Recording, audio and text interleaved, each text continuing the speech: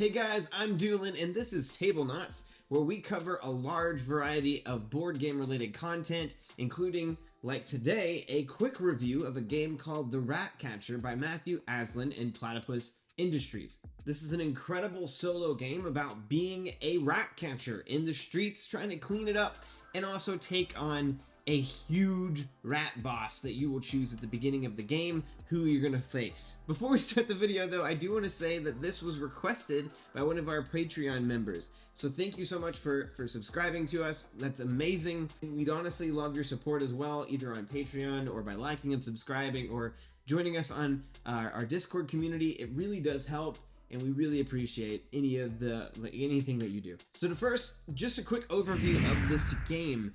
It is, again, a solo game where you are going to play as this rat catcher looking to collect these magical blue cheese tokens around the board. Every single time a new part of the city gets flipped out, which there will be 2 that get flipped out every single round, there will be not only rats that will spawn or special items or different things like that, but there will also be at least 1 blue cheese on each map piece. Not only are you going for these blue cheese tokens though, but also the rats as well. And it's a race to 10. So if the rats get there first, they win. If you get 10 of those blue cheese tokens first, you win. That rat race is not the only part of this game though. As you collect blue cheese, you're gonna be able to upgrade your abilities, whether it be your traps that you set out or the potions that you can collect and use. These potions, whether either boosting you or affecting the mice around you in some way, or even just your straight up movement, your strength, how many hits you can take, all those things are available to be upgraded for you. On top of that though, the rats will also get upgrades, and as the upgrades keep flowing out, little mini boss rats will get placed, and also the boss monster that you chose will get more powerful and then eventually come on the board and end up chasing you or chasing the cheese. I did say that this is a race to 10, but however, if you manage to kill the boss monster, you win, and if you also die at some point, they kill you, they win. So that adds a little bit of complexity to the game that you have to think through. Are you pushing to kill or are you pushing to collect? And if you're pushing to collect, then you might want to boost your shields, and if you're pushing to kill, then you might want to not worry about the cheese as much. But if you don't worry about the cheese, you can't boost your stats. What I'm getting at is there's a lot to think through. That's enough about how the game is played, because I'm not here to teach you. I'm not Rodney. Rodney could do a lot better of a job than I could. What I would like to do is to share a little bit about what I liked, what I disliked, and who I think this game is for, so that maybe you can go away thinking, I should get this. The first thing I want to say that I absolutely love about this game, and I think might be its best quality, is the variability inside of this tiny box that is also completely inexpensive. I was blown away by the amount of content that was put into just the base box. You have in the base box 6 starting heroes that are very different, have different abilities, have different traps, have different starting actions, all of these different things that are going to make your experience with each of them very different. On top of that, you're going to be able to face up to 4 different bosses just in the base box alone that are all, again, wildly different. And then on top of that, there are, I think, 12 to 16 different mini bosses that you can face, that 2 at least, if the rats are doing well, will spawn out on the map somewhere, and then you can also stumble upon even more as you go. This means that basically any experience I've had with this game, and I've played it probably 9 to 10 times now, has never felt the same. I could play one of my favorites, which is Madam Cage, against 4 different monsters, and then on top of that, if I were to ever play those same monsters again, which I did if I lost, like I want to jump back in, I can't just accept defeat. I would be facing new mini bosses along the way as well, which made each experience different. The one strategy that would work with one is definitely not going to work with another.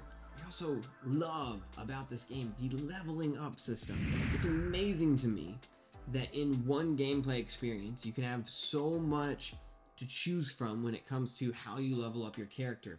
Am I going to make my character a really fast runner with high defense so that I can run and collect the most cheese, or am I going to make sure my attack is boosted a ton and my cage, the cages that I throw out are really, really powerful, so that when the boss comes out, I'm really prepared to face them to the death. And then on top of that, the leveling up of the boss just feels terrifying every single time. I would actually compare this a little bit to Final Girl, doing this incredibly well, where every single time they kill a victim, the villain gets even more powerful and they become scary, like legitimately terrifying. And you get the same feeling every single time you see Blue Cheese getting collected by the mice and being fed to this boss monster, and them getting even stronger, even though they were already really fast and really, really scary, and you're already running away. Like it's a great experience in terms of the leveling up. I think that I wish more games would do stuff like this.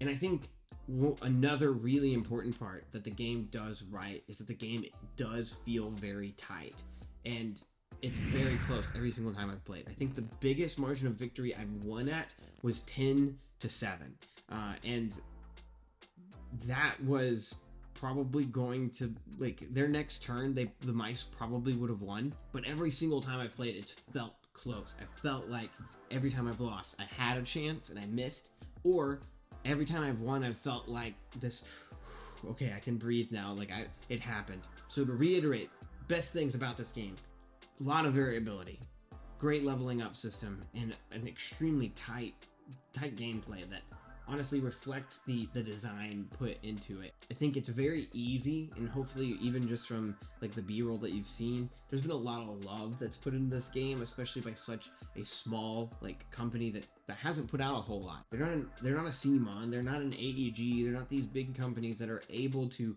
really push out games all the time. Like, this feels very well produced, is what I'm trying to say. Now to get into some of the bad that I think that this game needs improvements with, and I know actually that they have improved upon their rulebook, so I've not seen the rulebook on their website and looked at it like carefully to see what the differences are, but I will say that some of these might have already been fixed, but I'm just going off of what was in the base box that I have. First and foremost, it goes right along with this, is I think that the rulebook is just meh. It's not that great. There were a lot of times where it didn't make sense where specific important rules were that I was trying to find, and it would take me a while, especially if I'm in the middle of, you don't want to get interrupted by, what's the technical rule here, and spend forever trying to flip through and find it. It's just a huge rule book for really not that complicated of a game, and I get that there needs to be a lot of scenarios to help explain how to play, but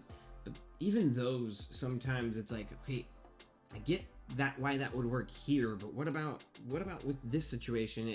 There's just some things that felt ambiguous, and I don't like that. I like to know exactly how I'm supposed to play. Second thing, and maybe the game's like biggest issue for people wanting to keep playing it or not, is that it can be rather tedious, especially as the game goes on. You have moments towards the end of the game where there will be so many mice on the board that, and each of them has to move differently, that it just, like, the amount of time you will spend moving the enemy takes a while. But in my mind, thematically, like, I like that. So like, there's swarms that are forming and growing and moving everywhere to take you out or go after the cheese, and it looks overwhelming, but it should. As a Ratcatcher, you're fighting this growing swarm, so while I say this is something that might take away from your experience, to me it just made me more afraid of what was happening. It didn't, I don't know, I can deal with it, if that makes sense, for me, but I know I've heard others say this is a big drawback for them. And then third, if I'm trying to find something else that I really think could have been better, is there's so much love poured into this. I love the dual layer boards for the characters. The art on all of this is awesome, except for one thing, and it can get really annoying fast, are the city map cards. There's not a lot of variety in them, and then on top of that, you have to build out this city, and a lot of times, as you are putting more rats on and moving them around on these cards, they can get moved around and jumbled around, and all of a sudden you've gone from this cityscape that was created by these cards to this mess on the table that is really, really difficult to get back the way it was. I think the only way that this could be improved is if the box was way bigger and you had actual big tiles that you flipped over and placed on the table, and that would probably make the game even more expensive, and I get why they might have chosen to dial that part back, because there is a large amount of city cards for this game. But man, when you accidentally move for the 40th time a mouse or a rat, and it goes after you, and all of a sudden you're moving it on the board and you accidentally flick like 5 rats off of the card, and the card goes sideways, and you can't remember exactly how it was or where they were. It's just like, that's frustrating. So to finally get to who is it for and would I recommend this, I do want to start by saying that I love the Ratcatcher. I think it's one of my favorite solo games I've played, and easily one that I don't see myself selling or getting rid of for a while, mainly because the variability in this is awesome. I'm going to be able to go back to it and experience something new every single time.